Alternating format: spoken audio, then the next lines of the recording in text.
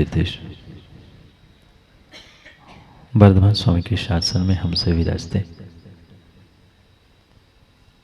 और उनकी ये पावन पीयूष देशना हम सभी के लिए परम उपकारी है। अनादिकाल से हमारी इस आत्मा में जो जन्म, जरा और मृत्यु रूपी रोग लगे, उन रोगों का उपशमन करने वाली कोई परम औषधि है तो वह एकमात्र यह जिनवाणी। भव्यात्माओं, अगर कोई आपसे कह दे कि दिनेश भाई आप पक्षपात करते, मां आप पर क्या बीतेगी? कोई इंसान, कोई व्यक्ति ये बात स्वीकार शायद ही कर पाएगा कि मैं कभी पक्षपात करता,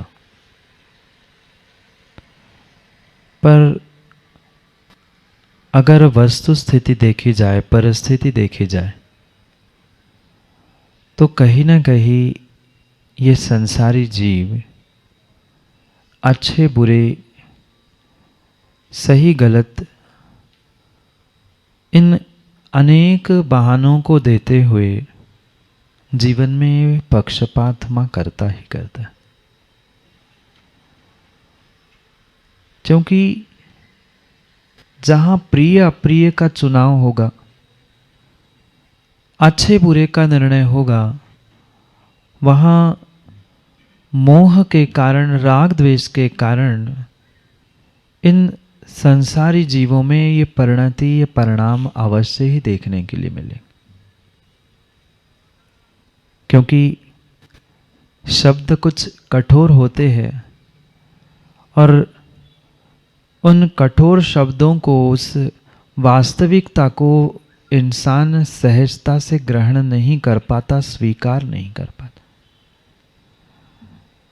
क्योंकि अगर भूल नहीं की होती या भूल नहीं करता होता तो क्या हम सभी पंचम काल में आते?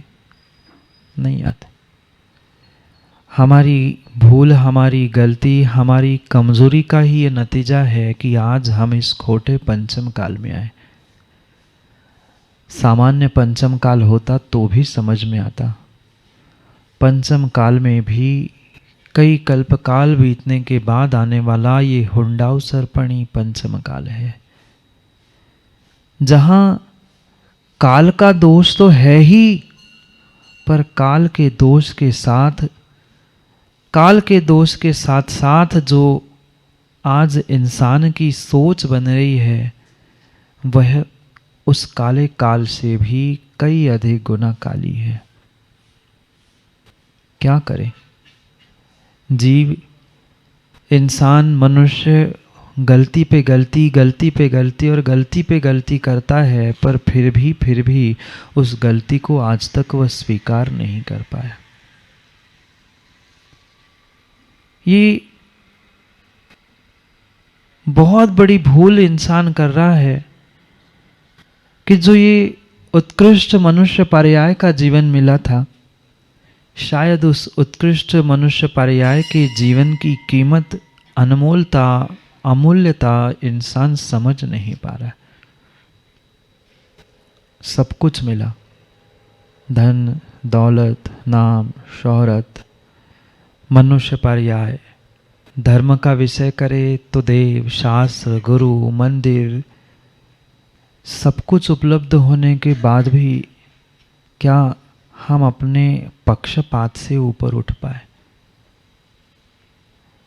कठोर शब्द जरूर लग सकते हैं, पर नितिन भाई हकीकत यही है। हकीकत यही है कि आज का इंसान कहने के लिए, दिखावे के लिए तो इंसान बना है, पर अपने आप से ही वो पूछे कि मेरे भीतर कितनी इंसानियत है, कितनी इंसानियत है। धर्मात्मा पना तो छोड़ दो, एक किनारे रख दो। धर्मात्मा पने की बात कुछ समय बात करेंगे, पर क्या सही मायने में आज का इंसान इंसान है? नहीं है। एक तिर्यंच एक जानवर भी जिन क्रियाओं को नहीं कर पाता, उससे कई अधिक गुना पुरुषार्थ आज के इंसानों का उन्हीं और उन्हीं क्रियाओं में लगा हुआ है। क्या करें? यहाँ बैठे बैठे तो फिर भी इंसान को कुछ कुछ बातें समझ में आती है, पर कुछ समय तक ही आती है। कुछ मिनटों बाद पुनः माँ जैसे थे उसी अवस्था को प्राप्त हो जाते। ये हर इंसान, हर व्यक्ति अपने आप के साथ छल करते हुए कह रहा है, महाराज जी इंसान बने हैं, मन मिला है, निर्णय करने के लिए हे उपादेन अच्छा बुरा तो करेंगे ना। अच्छा बुरे का निर्णय करने के लिए अपने ज्ञान का, मन का सदुपयोग करने में कभी आचार्यों ने निषेध नहीं किया, पर इन सबको करते हुए तेरा मेरा अपना पराया, ये जो राग द्वेष का बीज बोया जा रहा है, किसी खेत किसी भूमि में नहीं, हम अपने हृदय में, अपने मन में ही और अपने जिंदगी में ही स्वयं विष का बीज बो रहे हैं। सबसे बड़ा कटु विष अगर इस संसार में कुछ है, जो संसार में पुनः पुनः पुनः और पुनः दुख देने वाला है, कष्ट देने वाला है, समस्या उत्पन्न करने वाला है, उसका नाम है राग द्वेष। दो ही ऐसी ये रस्सियां है, दो ही ऐसे छोर है एक ही रस्सी के। एक तरफ राग खींचता है, एक तरफ द्वेष खींचता है दोनों एक ही, है दोनों एक ही रस्सी के दो छोर। पर कितना उस राग द्वेष के कारण व्यक्ति अपने इस मनुष्य पर्याय को, मनुष्य जिंदगी को, और मनुष्य पर्याय जिंदगी नहीं, अपनी आत्मा की भी, अपनी धर्म की भी कितनी बड़ी वंचना कर रहा है। नहीं है ना राग द्वेष? माँ बोलो हाँ, आप लोग नहीं बोलोगे? कैसा है भी और नहीं भी। दूसरों के लिए समझाने के लिए तो हम बहुत बड़ी बातें राग द्वेष की समझते, पर जब मेरे ऊपर आती है बारी, तब मेरा विवेक, मेरा ज्ञान कहाँ चला जाता है? सभी अनर्थों की जड़, सभी युद्धों की जड़ अगर कोई है तो मेरे भीतर बैठा हुआ राग द्वेष है। हर पल, हर स्थान, हर क्षेत्र में हमने राग द्वेष और राग द्वेष के अलावा आज तक किया क्या? चाहे हम मंदिर में बैठे हो, चाहे घर में हो, चाहे दुकान, व्यापार, नौकरी, किसी भी स्थान में क्यों ना पहुंचे हो, पर कहीं न कहीं तेरा मेरा अपना पराया करते हुए सूरज भाई कितना राग द्वेष, कितना राग द्वेष हमारे भीतर कूट कूट के भरा है। मात्र और मात्र अपनी इच्छाओं की पूर्ति के लिए, अपनी अहंकार की पुष्टि के लिए इंसान आज इस कदर राग द्वेष में उलझा है कि इस राग द्वेष की स्पर्धा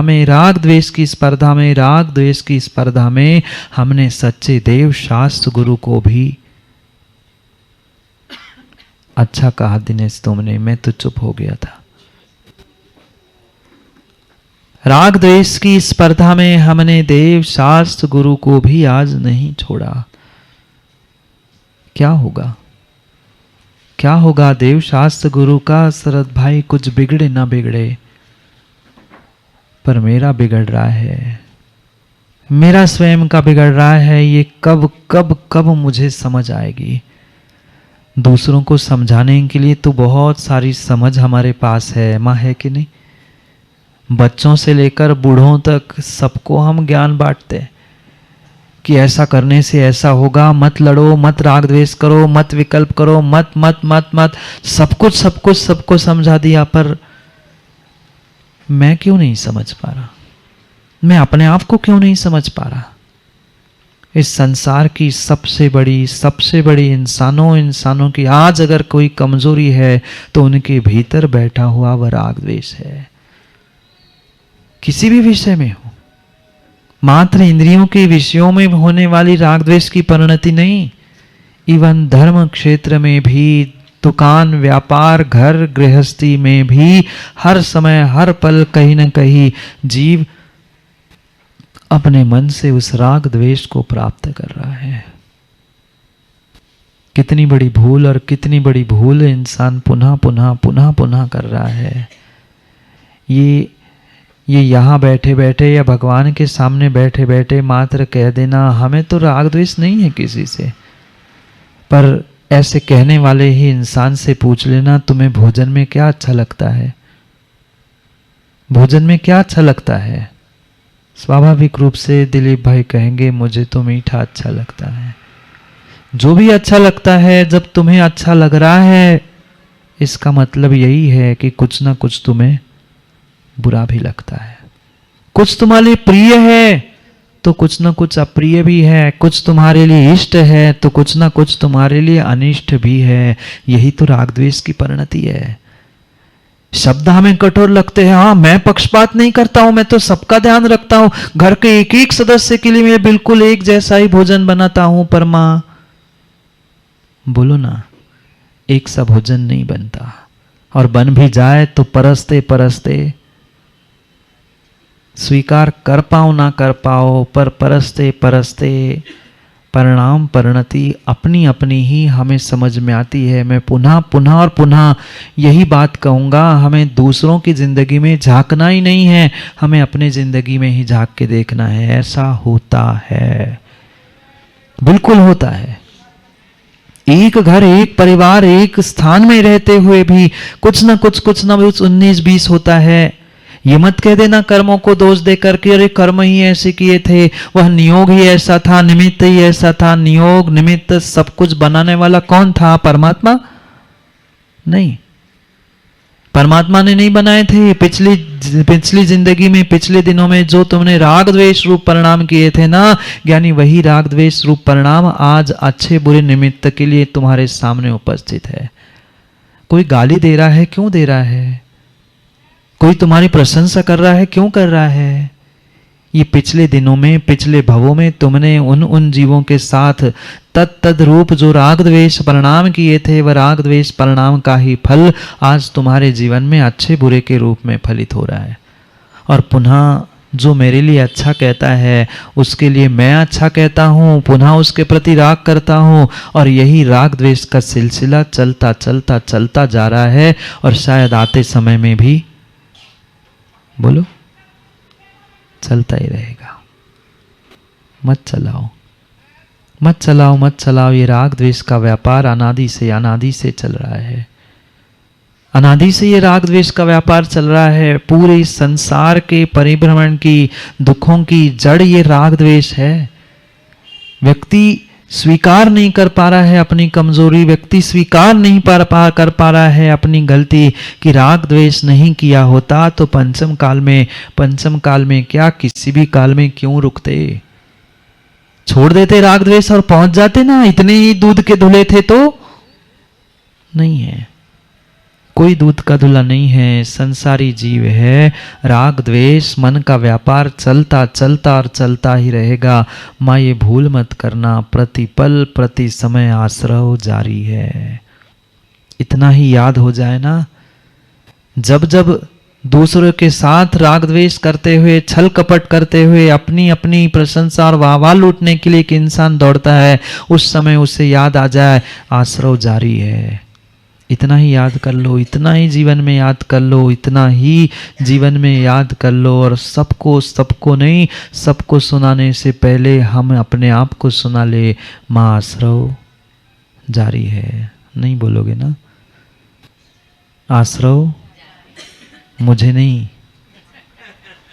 हर एक इंसान को नहीं, हर एक जीव को कर्म का आश्रव जारी है। जब जब तुम्हारा वह राग द्वेष रूपी मन का व्यापार चलता रहेगा, पक्का मानना आश्रव जारी है। निर्णय मुझे करना है कि उस आश्रव का मैं संवर रूप कैसे बदलाव करूं। या आश्रव भी हो रहा है तो अशुभ से शुभ की ओर बढ़ते हुए अशुभ का संवर कैसे कर पाऊं? कौन करेगा? कौन करेगा? कोई दूसरा निर्णय करने आने वाला नहीं है। आपके आश्रय को रोकने वाला, संवर कराने वाला दूसरा कोई भी जीव नहीं है सिवाय अपने आप के। आश्रय भी आप करा रहे हो, संवर भी आप करा रहे हो। अरे सीधी सी बात है, दुकान खोल के बैठोगे तो ग्राहक आएंगे। दुकान खोल के बैठोगे तो ग्राहक आएंगे ही आएंगे। दुकान खुली है, व्यापार चल रहा है, तो ग्राहक तुम्हारे आएंगे। पुण्य के भी, पाप के भी, अच्छे भी, बुरे भी, ये सब कुछ तुम्हारे ही परिणाम और परिणति पर, तुम्हारे ही परिणाम और परिणति पर स्थिर होता है, पक्का होता है कि ग्राहक कब, कहाँ, कैसे आ रहा है। हर पल, हर क्षण जीव मात्र राग द्वेष और राग द्वेष के कारण आश्रय बंध को प्राप्त हो रहा है। क्या करें? ये आश्रय बंध की व्यवस्था, जब आश्रय बंध होता है, आत्मा में कर्म आते हैं, चिपकते हैं, तो समझ में नहीं आता। पर जब वही कर्म उदय में आते हैं, अनुभूति में आते हैं, तब आंखों में गंगा जमुना, भले ही दूसरों के सामने आंखें गीली, ज्ञानियों कर पाओ ना कर पाओ, पर अकेले में बैठकर मन और हृदय तो गीला होता ही होता है। ये तो आंखें बहाकर, पानी बहाकर खाली हो जाते हैं। आप अपने आप से पूछो ना, कई बार जिंदगी में ऐसे दिन, ऐसे क्षण, ऐसा समय आता है जब दूसरे से हम कह भी नहीं पाते, ना उगल पाते हैं ना निगल पाते हैं। क्यों स्थिति मेरे साथ ऐसी पुनः पुनः आ रही है? क्यों पुनः पुनः मेरे साथ ऐसी स्थिति आ रही है? मात्र और मात्र मेरे राग द्वेष के परिणाम, तेरे मेरे अपने पराये के इस लड़ाई के चक्कर में ही हो रहे हैं। और लड़ाई भी किसी दूसरे इंसान से नहीं है। लड़ाई भी आज किसी दूसरे इंसान से नहीं है। मैंने पहले भी कहा था, पहले कोई युग त्रेता युग था, युग बदलते बदलते आज लड़ाई किसी दूसरे से नहीं। महाभारत में अपनों से लड़ाई थी, अब तो अपने से ही लड़ाई है। अपनों से तो बाद में लड़ते हैं। क्यों? क्योंकि हम अपने मन के व्यापार को नहीं रोक पा रहे हैं। और मन का व्यापार जब तक राग द्वेष चलता रहेगा, तब तक चलता चलता चलता नहीं, बढ़ता ही जाएगा। जितनी अच्छी दुकान बनाओगे, जितनी अच्छी दुकान बनाओगे, ग्राहक तो नितिन भाई उतने अच्छे आएंगे, आएंगे ही आएंगे। जब तक द्वार खुला है, दरवाज़ा खुला है, वह व्यापार का, दुकान का वह दरवाज़ा खुला है, तब तक ग्राहक आएंगे। तुम 9 बजे, 9:30 बजे, जितने बजे तक बैठ लेना। खुला है तो कोई ना कोई भटकता हुआ पहुंच ही जाएगा।